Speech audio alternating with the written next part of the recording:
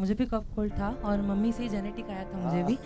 और हर साल हमेशा ऐसा होता था, जैसे मैं नाना नानी के साथ रहता हूँ, उनकी आयु 80 वर्ष की है, तो सब लोग मुझे कहते अच्छा तू तो उनकी सेवा करेगा, कितनी अच्छी बात है उनके लिए। लेकिन उल्टा होता था, वो मेरी सेवा करते थे, क्योंकि हर साल कुछ ना कुछ सीज़न चेंज होता था और मुझे कफ कोल्ड और कुछ ना कुछ होता ही रहता था। परंतु अभी लॉकडाउन के बाद से मैंने आपको निरंतर हर सदैव मतलब रोज़ 1 घंटा मैं आपके साथ योग करता था और उससे मुझे बहुत उससे काफ़ी सही हुआ।